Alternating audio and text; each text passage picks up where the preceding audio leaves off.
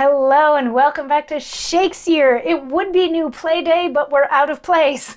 We've done all of the plays, so now we need to get into the poems. And today we're going to start in on the sonnets. Shakespeare wrote a whole bunch of sonnets, which are 14-line plays where you have like three quartos and then a rhyming couplet at the end of it, or at least most of them are formulated that way. Of course, there's going to be a few that are a little bit different than that. And some things about the sonnets. First of all, I am not an expert on the sonnets. I'm just going to say that right off the bat. And there is so much information on the analysis of the sonnets and which sonnets are related to each other and what various themes are in each sonnet. And if you like a theme that's in one, then you can look up all of where else that theme exists.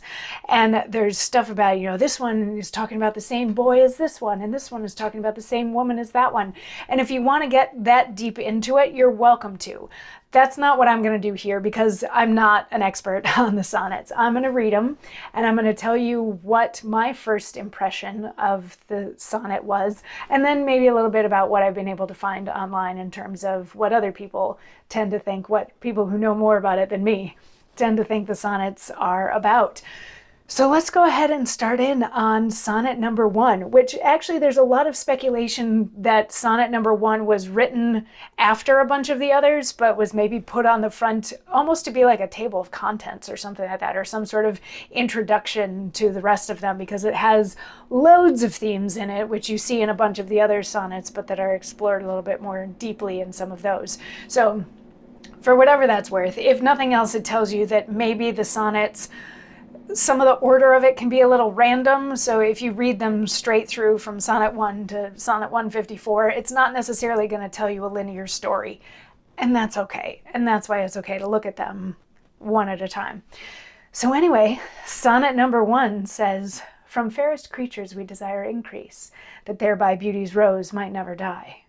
But, as the riper should by time decease, his tender air might bear his memory. But thou, contracted to thine own bright eyes, feed'st thy light's flame with self-substantial fuel, making a famine where abundance lies.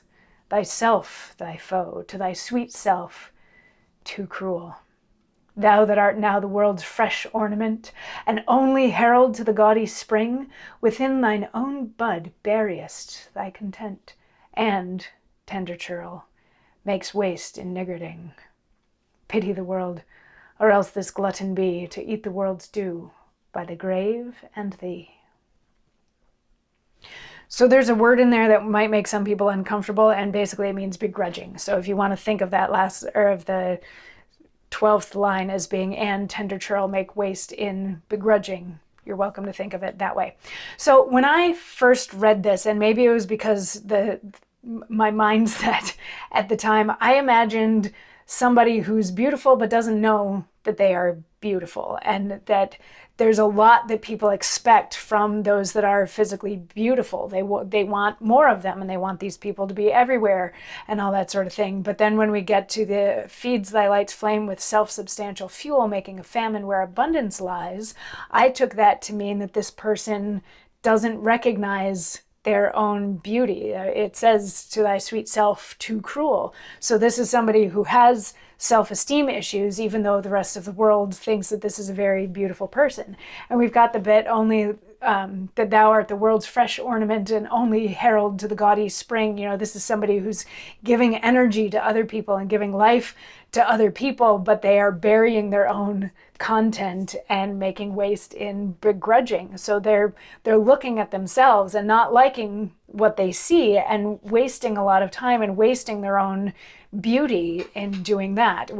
So those were my initial impressions when I read this, as sort of a, you should be embracing your own beauty person who's having self-esteem issues.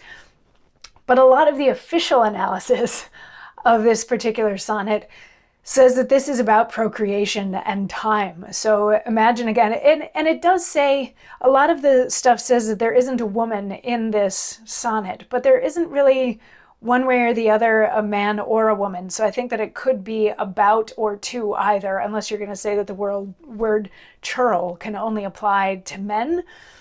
But it's saying, you're a beautiful person and you should procreate, but you're choosing to not procreate. So you're robbing the rest of the world of the potential beauty that you would then be able to bring into the world if you would just do that. Instead, you're just going to let your own beauty die with you by choosing to be childless, is what a lot of the official analysis sort of boils down to. So those are a couple of options. I would be curious to hear what your initial thoughts about this sonnet are, or if you've read other analyses that say something else, just sort of wondering how it landed on you. I'd love to get that sort of dialogue going.